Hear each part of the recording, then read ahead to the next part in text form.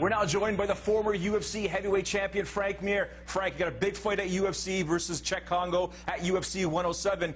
Some of the talk before this bout is you plan on taking his arm home with you back to Vegas. Yeah, let's be honest. Cheick Kongo's jiu-jitsu is not really up to par with almost any of the heavyweights now in the UFC. He's probably the worst submission artist we have. His position on the ground, I mean, the only thing that really saves him is he is a really good athlete and he's a strong, tough guy. I'll never take that from him. I mean, he took a 15-minute beating from Cain Velasquez, and, you know, never once did he ever look like he was going to quit, but at the same time, never once could the guy figure out what to do on the ground besides posting up arms and giving his neck. And, you know, Cain's kind of a vicious dude, and I guess he'd rather just punch him in the face for 15 minutes, but I'm way too lazy. I'll just take his arm off and put it up on the mantle with the rest of them. Well, speaking of guys who took a bit of a beating this past weekend, Fedor Emelianenko, he returned at the Strikeforce. That was a tough fight in terms of Brett Rogers, but were you surprised with the outcome at the very end? You know, Fedor did not surprise me in the fact that he stayed calm. He's a very experienced fighter. He's extremely intelligent, and he figured out something to do.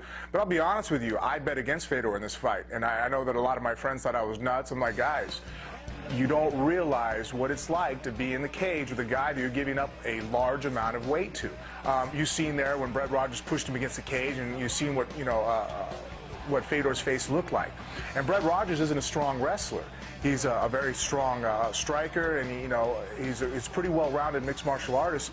But that's what I've been kind of harping at now for the last 2 years. I'm like, guys, if Fedor gets in a cage with a big, strong heavyweight like a Shane Carwin or Cain Velasquez, or, you know, the big guy, Brock Lesnar, you know, what's going to happen? Well, I don't think he's going to be able to armbar in reverse and get out of that position. I think he's going to get stuck against the cage and get mauled pretty badly. Now, speaking of Brock Lesnar, he recently pulled out of his UFC 106 main event versus Shane Carwin. I started getting all these texts and emails saying, yeah, he pulled out because he's afraid of Shane. Come on, this guy's the heavyweight champion of the world. What do you make of this situation?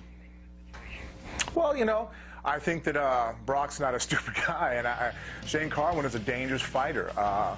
You know, he's legitimately has a great chance. In fact, I kind of feel that he has superior skill set to Brock Lesnar, and his strength and size and athletic training, I think, is going to make him, it's going to be a rough night for Brock, I think, against Shane Carwin.